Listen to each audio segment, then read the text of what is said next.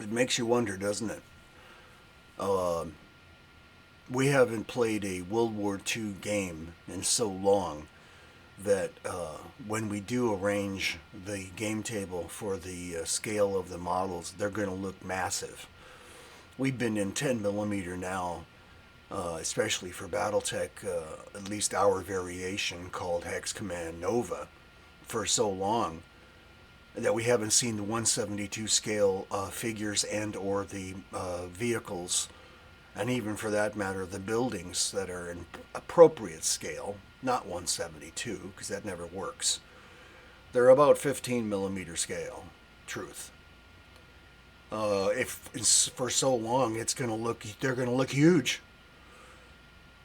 And on top of that, uh, the game itself is going to be something like, three vehicles, whereas we're used to seeing so many vehicles or so many units on the game table. Now when we get to going with the rest of this, there's only going to be like three, four, and five, seven uh, stands of infantry, something like that. It's going to be dramatically different. And why? Because we're not playing on a full 8 by 5 foot table for the conventions coming up in 2024. We're going to be doing a quad game, and a quad game essentially is the 8 by 5 table split in four. So there's going to be a split down the middle, lengthways, and widthways. So there's actually going to be four battlefields, or four games. It's actually a single battlefield graphic printed on our battlefield bedsheet. But it's going to be divided into four separate battles. So this will be interesting. Now, they're all going to be land battles. The one's not going to be space and one's not going to be ocean. So they're all going to be land battles. And what we see here in the bottom right hand corner, as a matter of fact, is let me get my sign properly arranged. Yeah, we're doing the inventory for the Ancients game, the Ancients portion. So we got the Romans and the Carthaginians out there. No elephants yet, and no chariots or anything yet. And of course, the terrain you're seeing wouldn't be there for an Ancients game. All those houses and the fences and the fields would not be there. The fields would be there, but the borders would not be. And this layout, this battlefield layout, is a 4 by 3. This is not part of the 8 by 5 table graphic. This is a 4 by 3, printed actually on vinyl, and that's the reason for the little reflectivity, and that's why we've had to stop using vinyl, because although it was affordable, the vinyl is reflecting too much light. And I don't know of any way to dumb it down. We couldn't spray it with something and we wouldn't really want to do that anyway. So anyway, we've got some vinyl prints that we're just never going to use, and we've committed going back to fabric. Fortunately, the fabric company that we're using to print the bed sheets has modified their business operation, and the cost is within our budget for at least producing blank hexagon grid graphics. When we print, if we wish to, a dedicated graphic like you're seeing here in the bottom right hand corner, that's a different story. A 4 by 3 is affordable, but an 8 by 5 is a dedicated, or if it's a dedicated graphic battlefield, 8 by 5 is not something we want to do, because you don't want to commit yourself to where the roads and rivers are laid out.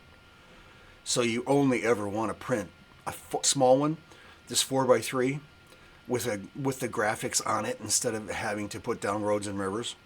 And so you can probably collect quite a few of these over time, and which is fine. But what you also want to do is follow the exits and entrances of the roads and rivers, so that when you put these things together, they match up. So you got to keep that in mind too when you draw these graphics. And so just a little note on how to do that. So in the future, when we do more of these, we will match the exit and entry points of all these roads and rivers, so that whenever you put these things together, they will line up. The graphics will line up. Okay, so that was just a little update, and that's where we're at, and we're getting ready to do some more inventory. We'll finish off the Roman inventory first. There's a couple of things we noticed that need to be that need to be administered. Part of the problem is the standards, the flags that units are carrying. Some of them date to a long time ago, and they're not very attractive. And we're going to start replacing some of those standards with some 3D printed standards.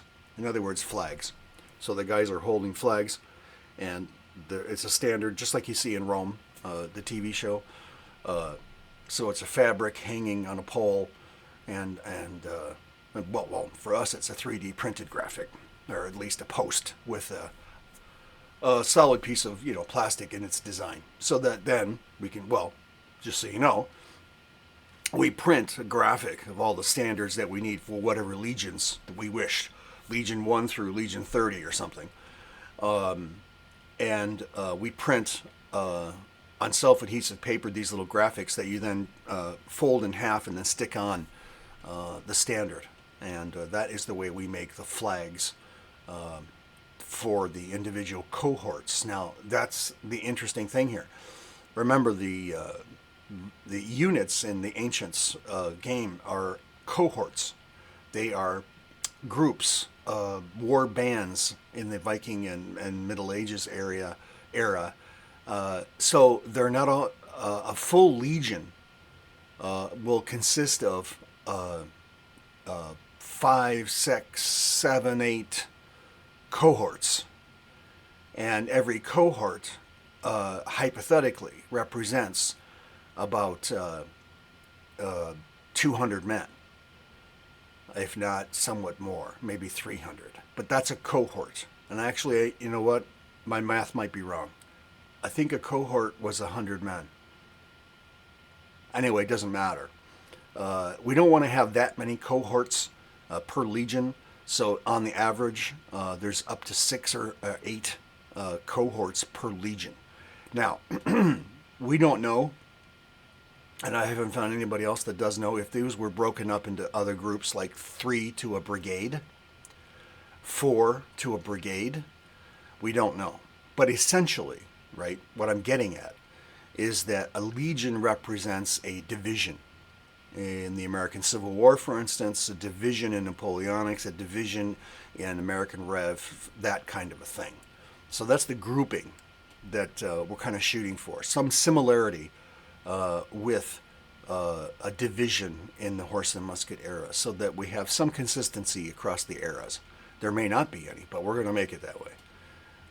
And one says, what about cavalry? Well, similar to the Napoleonic era, a cavalry squadron is attached to every legion. Actually, I think it was more than a squadron. We'll call it a cohort. Okay, so you might have 8 cohorts to a legion, a division, and you might have 4 stands of cavalry, which represent a cohort of cavalry. All right, so we make it consistent, even if it's not historically accurate. That's what we're going to do, because, or what's what we're going to imply, so that we understand how the things are organized here. Okay, so in the American Rev, you will see kind of the same thing. You'll see a division of troops, its attached artillery, and a group of cavalry. Same in Napoleonics. The only difference between this and Ancients, of course, is the Ancients is not going to have any artillery. There's no field artillery in the Ancients era. In the medieval, maybe, but in the Ancients, no. The only missile of any repute or substantial size would be the skirmishers that are ahead of the main bulk of the army and are out in the mid no man's land between the two armies, plinking at each other to try and wear each other down with missiles. And again, this is where we see the reality creep in. Whereas, are you going to run out of arrows? Yeah. But are you going to run out of rocks? So, what's more effective? Picking up a rock that will work in a sling and flinging it. Now people say, wait, there's no way a sling is going to have the range of a bow and arrow. And I'm like, you know what? The jury is actually out on that. I'm not entirely sure that that's true. So we just call it, as you know, a gun is a gun, a missile is a missile. Doesn't matter if it's a sling, bow and arrow, whatever. However, there are things you can't ignore. For instance, longbow. Why was the longbow effective? Well, regardless of that, why? We give things like the longbows a +1 because in the Middle Ages they apparently made a difference. Although, as an archer myself, I don't know if any of the reports can be relied on as to the difference between a longbow. Now, I'm not talking about the difference between a longbow and a Scythian bow that a horse archer carries. Totally different matter, right? Totally different. But I'm talking about bow versus bow. A land, not a horse-mounted archer, from one year to another, the longbow seems to have had a significant effect. So that's why we'll simply say, if you've got a longbow, it will have a +1 in combat benefit. Every other bow, no. They're just bows. Like from Celtic, ancient Germanic tribes to the Scythian to the horse-mounted archers of Mongolia, etc. Completely different story. These kinds of bows had a range of about maybe 25 yards in that case. And please don't go, oh my God, that's insane. It's pathetic. I mean, it's potentially true that those kinds of bows were only meant to fire from horseback at a very close range, as opposed to having a lance or a spear or a javelin. So the rider has to get, because he doesn't want to waste his shot, he needs to get close. So 25 yards, in other words, the distance of one hex would seem to be the range of a horse-mounted archer in that era. You might say, well, come on, you can stretch it to 2 hexes. Okay. But you see where I'm going. Okay. Anyway, so there we are. We'll come back with more, and we'll finish up the counting of the Roman era Carthaginian stuff and put it aside, and then go on to counting the rest, which is probably going to be either American Civil War, well, either one of those. Napoleonic's American Civil War, American Rev, and World War II. Now, we don't have the War of 1812 guys started. We have a collection, but we never even really got around to it. So we'll leave that for now. World War II and all horse and musket stuff. And this is our ancients thing, which I think we're going to stick with instead of going to Middle Ages. We'll see. But I think, yeah, this one's ready to go. This collection is ready to be used in the game. So that's what we'll do. All right. We'll see you next time.